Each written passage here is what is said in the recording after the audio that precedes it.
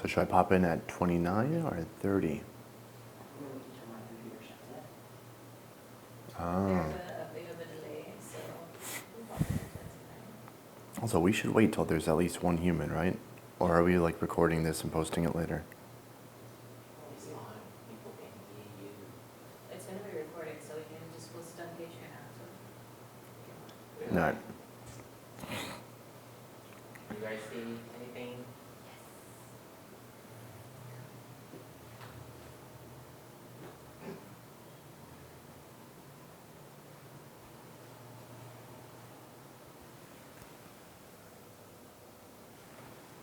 Should I go now?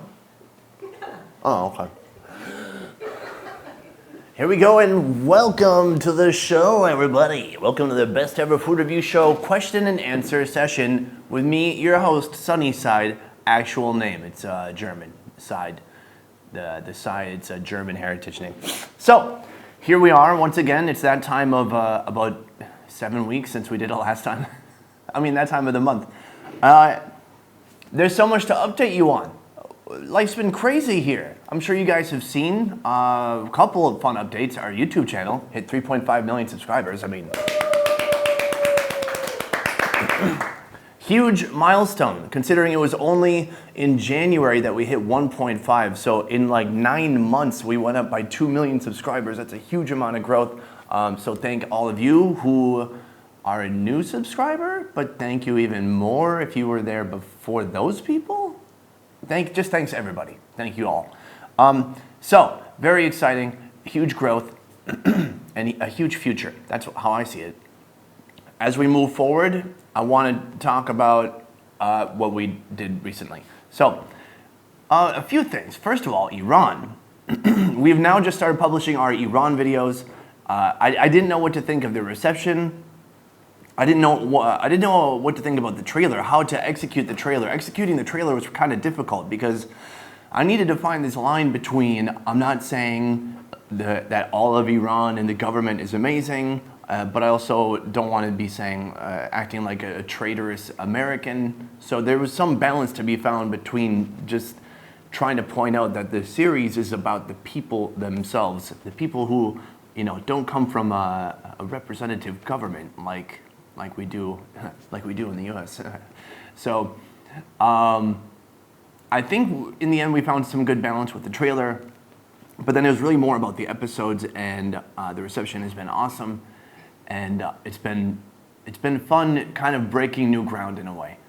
The number of comments who are like, what? I didn't know it was like this. It's so modern. The people are so nice. People didn't know what to expect. Maybe they expected more like religious garb, like hijabs or something like that. More strict people. Like the guy, we're eating ice cream and he's like, this ice cream is good for sex. And I was like, can you say that? Are you sure? I was like looking at our producer. He's like, that's okay? He's like, people have sex. So a lot more relaxed in some ways. I mean, the culture itself is very relaxed. It's just, what is allowed to go in the media is not as relaxed. Anyways, the main point, Iran series, it started, it's out, and great reception so far. Next, we went to Japan recently. We did an 8-episode series with Japan by Food. It's a food tour company. Well, I don't need to pitch them now, do I? Anyways, they invited us. They helped us. What's great is we already did one trip in Japan. That was 8 episodes. And we did all the obvious stuff. We did like the sushi and the ramen. And what else is obvious? Certain types of seafood, sashimi. And so this time, coming back less than a year later, having to do 8 more episodes, we really had to dig deep and find topics that hadn't been covered yet.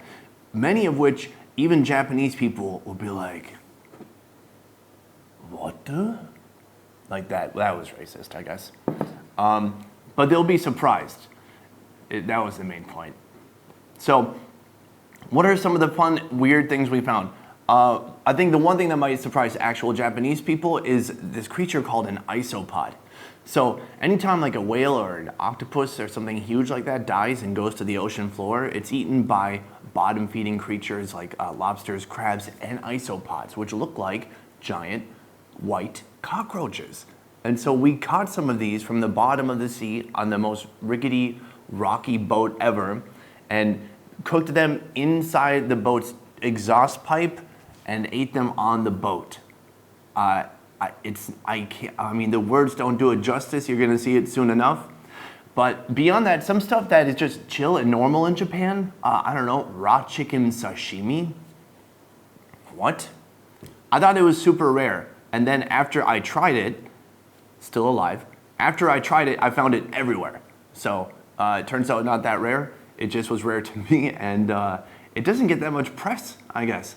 But we had raw everything. We had raw horse, raw shark heart.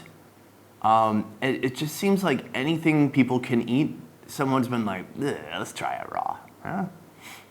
With the chicken, do not eat raw chicken at home.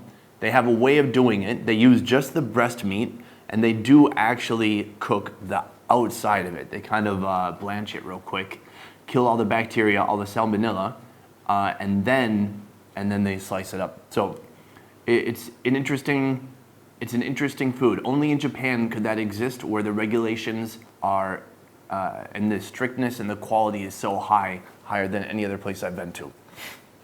So that was Japan. 8 episodes. Moving forward into the future, right now we're planning a couple of exciting trips. In a couple of weeks, we're taking off our first time going to Bangladesh. We are gonna do a 4-video series there. We have some, oh man. I mean, like, Bangladesh and Japan could not be more different places. Japan, super unique. There's plenty to love about it, plenty to love about traveling there, shooting there. Huge pain in the ass, huge pain. People are super rigid. They don't like change. They don't, everyone's always worried that if they're on camera, they're being portrayed as an expert. And they're like, do not tell people I'm an expert grasshopper maker. Like, someone told us that one day. It's like, chill out, man. No one cares. And no one thinks that. And that's not a thing. So, meanwhile, go to Bangladesh. People are incredibly helpful, flexible, willing to like fly to another city to help us. No, I'll set up a mezban for you. I'll set up a shoot. I've got family. Let me hook it up. So both places. I'm not trying to talk too much shit about Japan, although they kind of deserve it. Both places have their own virtues, their own pros, but man, it could not be any more different. So we're looking forward to Bangladesh. Although the traffic is what I'm not looking forward to. So, see? Pros and cons. What are you going to do? What else? What are we doing in Bangladesh? Oh, one cool thing we're doing in Bangladesh is there are these like village food channels out there that are like, we met with one in India called, oh no, I hope they're not watching. Grandpa's Kitchen? It's not Grandpa's Kitchen, it's the other one. I forgot. But basically, people in India, in Bangladesh, in Southeast Asia, there's a lot of these where people are just making home videos about huge amounts of food that they're making, and they're getting millions of views. This guy in Bangladesh, he is a software developer in Dhaka, but in the village, which the one he grew up in, he's working with the village to make just insane food videos, and then always giving back to the village, feeding the village, supporting the village. I mean, his highest viewed video has something like 69 million views. So we're gonna meet this guy, we're gonna do a video with him, and it's also possible that we're going to roast an entire buffalo. Not my fault, his suggestion, but we're gonna do it. Let's see, how long have I talked? 9 minutes? 7. Oh yeah, I can do one more update after that. What else is there to talk about? After Bangladesh, we're gonna go to Hong Kong. So we're experimenting with a couple things. One is just doing a couple shorter trips and seeing if that reinvigorates the crew and mainly myself a bit more. Iran was tough. Iran was 16 days in the desert, no drinking. It was a tough place to film. And once we got back from there, I was like, okay, we need to change something. I don't know, like, excuse me, Trevor James, known as the Food Ranger and also the Hotel Ranger, I don't know how he does it. I just met up with him the other day in Fukuoka in Japan, him and his wife Ting. I mean, they're constantly on the road. They're always traveling, and they don't ever have a home base or a routine or something that they do daily, and I just couldn't handle it. So I don't know. I need at least a couple weeks back between every trip to recover. The main goal, keep this sustainable, keep it going, and not ever like lose my energy, my passion for it. But right now, feeling good. And I'm loving this short trip we're doing to Bangladesh, and then we're gonna do a short one in Hong Kong too. After that, am I telling you too much? I gotta save something for when I talk to you guys again in 9 weeks. So I'll wait till the next country. I'll wait to tell you the next country. What else? We bought a new lens. It's big, it's too big. We probably shouldn't have bought it. It's too much money. Anything else? I think we're good. That's a pretty concise 10-minute update. That's what we've been up to. That's what we be doing. And I'm gonna open the floor to questions from you fine folks. What you got? What do you wanna know? What do you wanna know about us, the channel, what we're doing here? The 10-person team that is the best ever food review show team. Okay, I'm gonna defer now to the team who is behind the camera, who's gonna yell questions at me. So I'm just wondering, what's the process you and your team go through to plan one of your trips? Oh, that sounds like a fake question. Is it fake? Maybe it is, maybe it's not. That's Someone's- for your team to know and you not to. All right, somebody's wondering, what is the process we go through in order to shoot in a country? So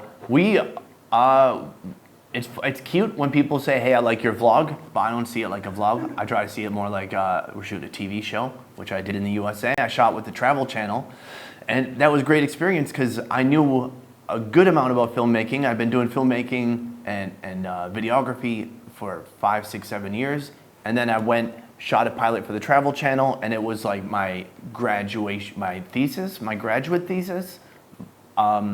I became a doctor, basically, in how to make TV shows.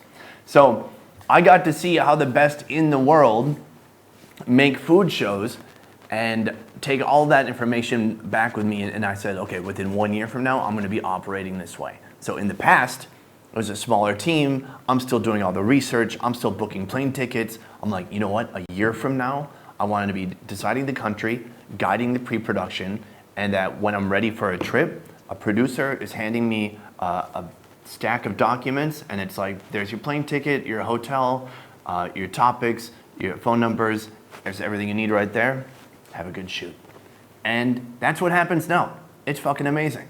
So right now we have a team. First, usually I decide which country we're going to based on a few things, but we just try to not repeat any regions too often, because if we did like India, Nepal, Bangladesh, Pakistan back to back, it would be too much repetition. Even though there's plenty of differences, it would be too much alike. So going from Japan to Bangladesh to Hong Kong, very different. And then what else do we do? So then we do research. The first thing is just looking into finding people there that can help us. And that is the main thing. Before we get our feet on the ground there, we need to do a lot of research, and we need to network and connect with people there. And we've connected with every type of person, fans of the show, people who run proper production companies that have also worked with like BBC and CNN, and well, what's in between that? Oh, tour companies, tour guides. So we've worked with every level of person and had every level of result, even among all those people. You'd think, oh, you got the best results with like the TV people you paid a ton of money to, like the proper production company. No, not really. We get the best results from the people who have the time and who care the most. And that's not always the people you're paying the most money to, but you could probably gather that yourself. So that's it. That's how we do it now. Cool. Next question. David's son actually wants to know what the most expensive food you've eaten is. David's son wants to know the most expensive food that I've eaten, and I think it would have to be, we did a 66-pound seafood boat challenge about a year and a half ago here in Saigon at Sky Garden Barbecue, and that had 66 pounds of seafood. It was so much seafood, and now that wasn't a food, But I think because it was expensive food and because of the volume, it must have been thousands of dollars. I mean, we didn't have to pay for it. Almost any time you see me eating something crazy expensive, we're not paying for it. It's one of the perks. Although we do have to be filming it. Filming and eating is not as fun as not filming and eating. If I had to choose, like, hey, you can eat this huge lobster, would you rather do it on camera or not? Just not on camera would be the best way to enjoy it. So I think that was the most expensive one. Yeah. Next question. Darren says, hey Sunny, what happened to your one trip sponsorship/partnership? Are you planning to do more sponsorships on this channel? Okay, somebody asked what happened with our one trip partnership. So we worked with One Trip a long time. They were a huge part of the growth and success of this channel. From the time that from like 17,000 subscribers to like 3.3 million or something, we worked together. I mean, they're going through different challenges like any other company. And it's not just One Trip. They have many different sections to their company, many different moving parts. So they're trying to figure out what is going to be most efficient for them, for their ROI, for their return on investment. Sorry, acronyms. Sorry, excuse me. So I think they want to just do what's going to bring them the most value. I think we had a great partnership. It helped me a lot. I think they got a ton of exposure. And now I think they're looking more into like targeted Facebook ads and other means of procuring eaters, people who want to eat, people who want to pay money to eat. So that's what they're doing now. Nothing bad, no hard feelings. Still a quality company. I would still recommend them. But maybe we'll work together in the future. Actually, I think we'll probably work together in the future if we do some more stuff in Vietnam, which we will, because I live here. Any Nice question. plans of going to South America, especially Colombia, anytime soon? Okay, next question. Are we planning to go to South America, especially Colombia, anytime soon? You know what? It's just like, yeah, it's like this big hole in our resume because we've been to so many places now, especially this year. We got out of Asia so much. We do want to do, I think we have to go to South America somewhere next year. I'm not sure where yet. Mark went. Sorry, I don't know what's up with my fucking throat.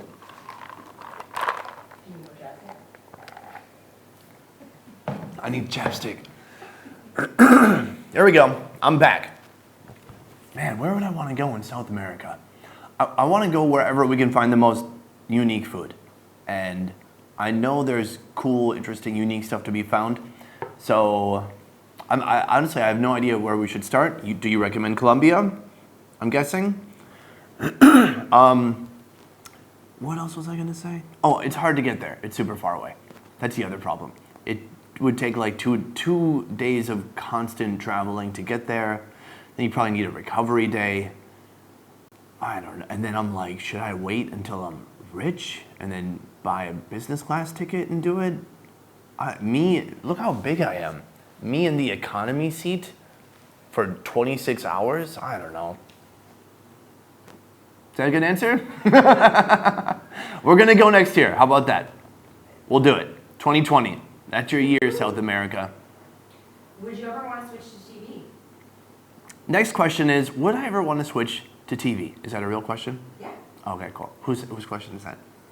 I don't know. Somebody named Gappy? Cool. I'm such a bastard. My team's just trying to help me. We're So supporting you. if they don't have questions, they just make up their own questions. There are more. But would I ever go back on TV? That is a question. I don't think so. Well, definitely not terrestrial television. I would consider doing something like Netflix if they said you can also direct it, like host it and direct it. But I've gotten a lot of offers for TV.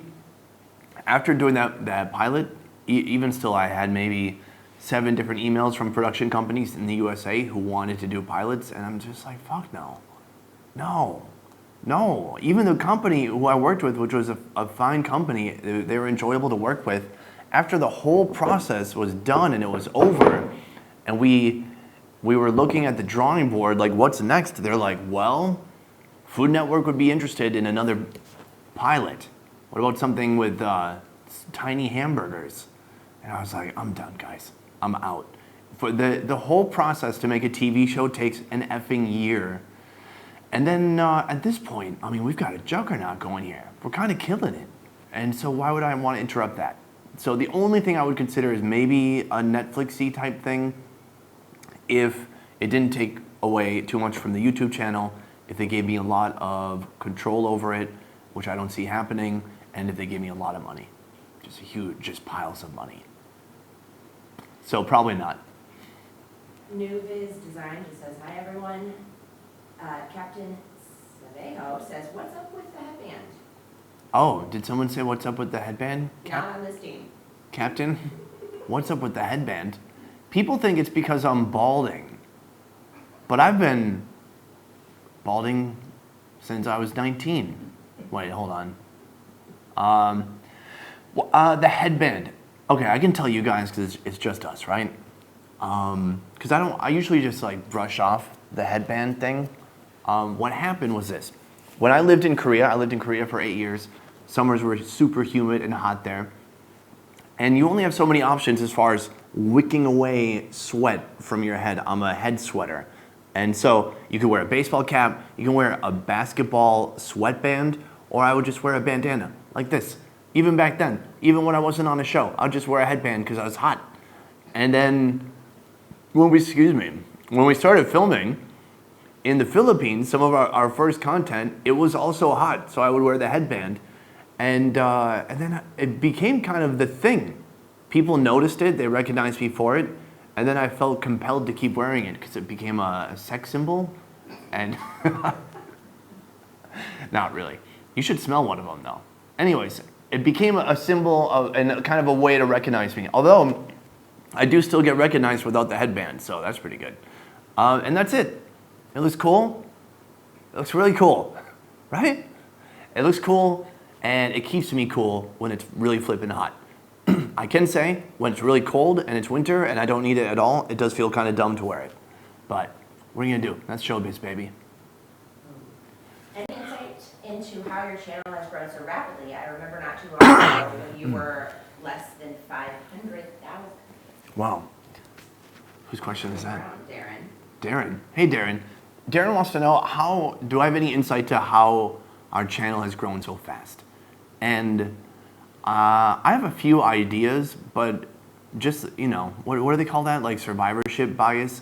Anyone who's successful has their own like arrogant ideas of what made them so or made their channel so. But I can tell you a few things that I think. One is that if you look at a lot of channels, a lot of people are like, hey guys, this is us, here's what we're doing today, here's what we love. And I've always tried to avoid that. A big part of developing interesting, entertaining content is taking yourself out of it and understanding that you need to build credibility before people give a shit what you have to say. So building a vlog based on you and your opinions is probably the hardest thing you could do because who the hell are you? And that's how I always looked at it. Like, who the hell am I? Let's get to the food, let's get to the topics, let's do really good research, go around the world, and then it's not on me. It's like the content, the focus is on the food, it's on the people, it's on the environment, and then hopefully my presence can spice it up in a way to make it more interesting. So I think that's one of the main things. And still, it can be hard to resist that urge to be like, oh, I should really inject my opinion even more. I try to just do kind of little conclusions at the end and keep it food focused on the topic. And maybe at some point when I've built enough credibility, I can interject my own opinion a bit more. That's my thought on that. How long do you plan on living in Vietnam? How long do I plan on living in Vietnam? That is the next question. That is my question. 5 years? I can't imagine anything more than 5 years. In 5 years, I'm going to be 40. I can't imagine being 40. So I can't say 20 years. I can imagine 3 years from now. So I'm gonna say 5 years because I can't imagine anything beyond 5 years. I can't imagine existing beyond that. We've got a lot of nice shout outs from people. Thank you for the shout outs. Hey, where are you guys watching from? Australia. Australia. Africa, potentially? Yeah, all over. Just Australia so far. Good. Nobody else told me. Where are you guys from? Tell us. Yeah, or you don't have to. You can just ask questions too. That is kind of what fuels our content here. To whom is the balding treatment so for? That you said is for your friend from Iran. Who is the balding treatment for? Well, it is for a friend. I got a friend who looks a lot like me, and he has the same problems as me, and I see him every morning when I look in the mirror. So, you know what's interesting? I do have all that medicinal stuff I bought in Iran, and I just never used it. But I don't want to use it. That little bar of soap with the picture of like the saddest looking man ever, and I go, who is this guy? And he's like, oh, he's a legendary spiceman. Like in the long lineage of famous and legendary spicemen, this guy was one of the best. Anyways, maybe I'll give it a try. Castor oil, I heard that helps too. What are you gonna do? Hairspray. I just started using my girlfriend's hairspray. That works too. Any plans to go to the land down under? Oh, Australia. Yeah, well, we gotta do everywhere eventually, right? Because we're gonna run out of places. We're gonna go to Australia in the next year or two. We want to, there's some interesting topics there for sure. I want to hunt a kangaroo if I can. I mean, it's something that's done there, so we want to document that. I mean, I wouldn't enjoy it at all. I don't know. That'd be pretty unique though, hunting a kangaroo.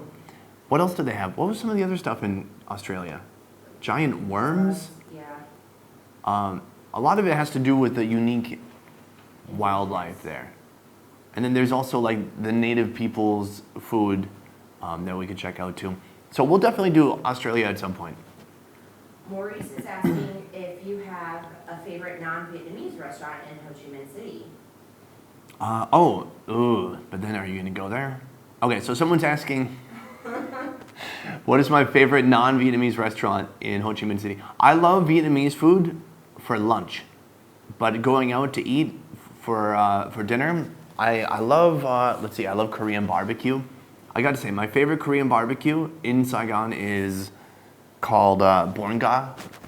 Oh, this is boring to everybody else except that guy. And I'll leave it at that.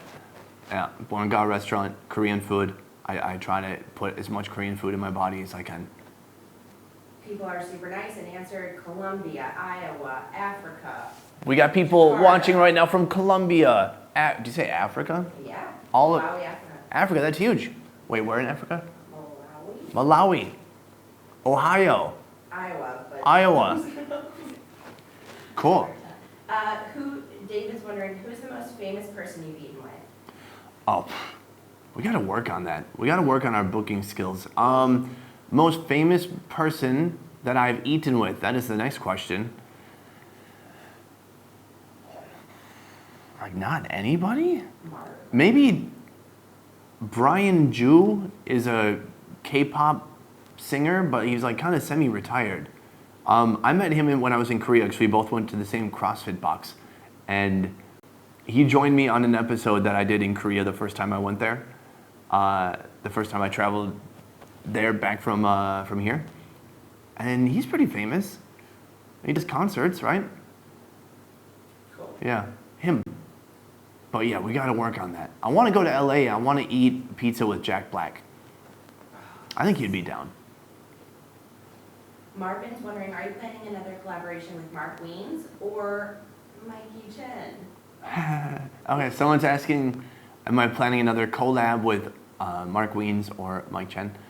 I don't know that there would be any intersection between me and Mike Chen. Mike Chen does more of like a traveling mukbang, or I think he does like McDonald's reviews, is that right? Gas station reviews. So I just don't think there's a lot of common ground there. It is technically food, but it's a different type of show. Mark, would I be doing anything with Mark in the future? You know, we met up. I was in Bangkok a few months ago, and we just met up for a lunch without any cameras. And I gotta say, that was a lot more fun than filming something. We've got questions rolling. Oh, we got tons of questions Tons of now. questions. Oh no, how much time? Not much. All right, we'll do it. We'll do a little extra time. We'll do an extra few minutes.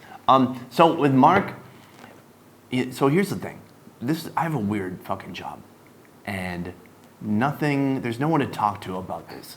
Okay, if you're a lawyer, at least you go to other lawyers and you're like, what about those people who are obviously guilty? You have to defend, huh? You blow off some steam. But like, who do you relate to for this? And like, you can't talk to your audience and be like, oh man, it's so stressful. I have to like fly around and eat this food, and then when I post a video, thousands of people just give me like congrats on how great the show is. It sucks. It's hard. So you can't talk to your own audience about actual stress that might happen in your industry. But if I sit down with someone like Mark, there's just so much to talk about, and we can get each other's. We get it. We get it. There's plenty of ups, but there's also, you know, unique challenges and things like that we face, and stuff behind the scenes, creating company structures, the shit that no one wants to do, but you gotta do it, or else you go to jail. As a food blogger, do you find yourself struggling to stay healthy? And by healthy, I mean not fat. Do you exercise as much as you'd like? Okay, as a food blogger, do I find it difficult to stay healthy? Man, you know, I was watching Food Ranger the other day, his ramen video, and he was like forcing himself to eat like a third bowl of ramen for that day. And I was like, why are you doing that? You don't have to do that. It's good, but it seemed like a lot. Hold on one second. The point is this. Some people have a weird fetish for how much food you put in your body. Oh, it's not that kind of show. Sorry to disappoint you. For me, it's more about maybe tasting it. There's plenty of things that I eat the whole thing, but sometimes I just taste it a little bit, have a few bites, and as long as I work out at night and usually don't eat dinner, then I'm good. But it's certainly a challenge, because in order to do my job well, I want to wake up and feel hungry, and so that means I need to go to bed, you know, without dinner and having worked out. So that's kind of my routine when I'm on the road to stay in shape, in some kind of shape. If you have a girlfriend, would you take her on a food documentary with you in the future? Would I bring a hypothetical girlfriend with me for shooting? Absolutely not. No, because when we're shooting, we spend 2 weeks in Japan, my head is 100% focused on that. And so if I had a romantic partner, I think they would be very disappointed in their experience with me, because they would be wanting to go do stuff, but it's like, I've ate already on the show, I'm not gonna eat dinner with you, I have to go to the gym, I have to go do voiceover for the editors back in Saigon. So there's just too much going on.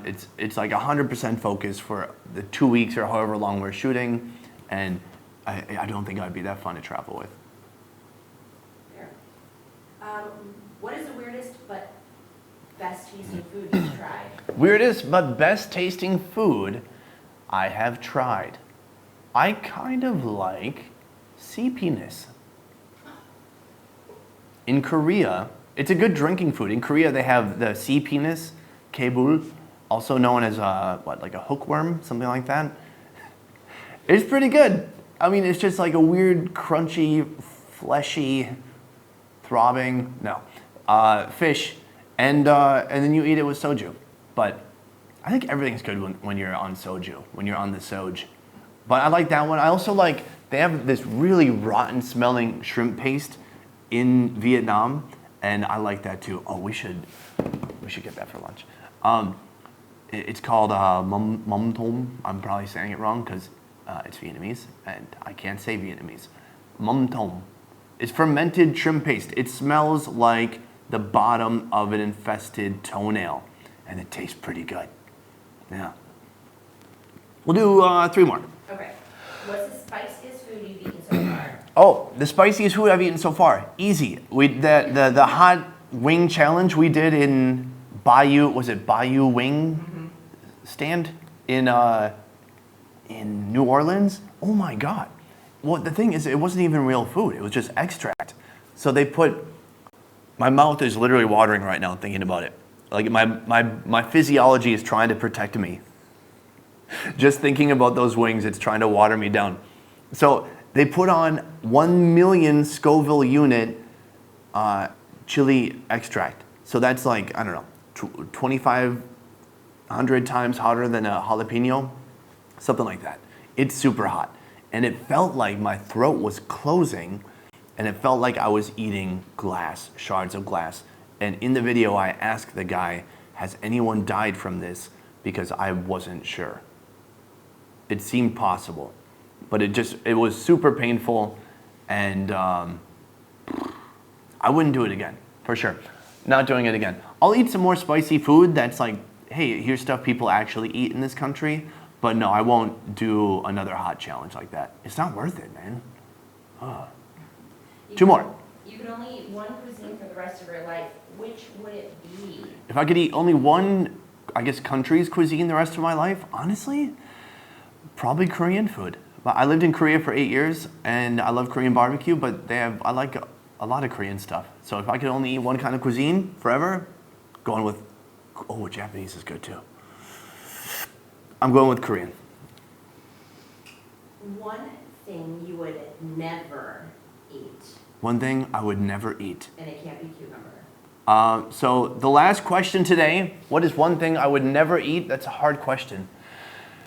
Because there's some stuff I wouldn't eat on the show that I have eaten. Like dog. Huh?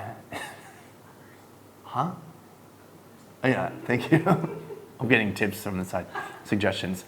I don't think I could eat a person. And the reason is this. Once you've had lamb or dumba is like the fatty butt part of a lamb, like the kind of lambs they have in Uzbekistan. Once you've had that taste, that taste memory is seared into your mind. And that can be a good thing, that can be a bad thing. But I don't want to have that taste memory of human flesh or protein seared into my mind so that I can like go back and re-taste.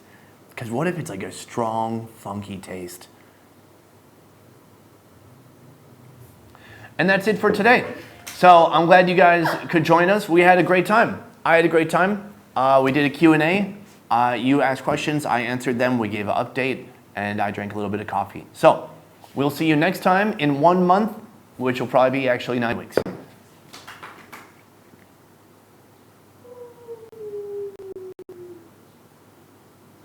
Do we cut?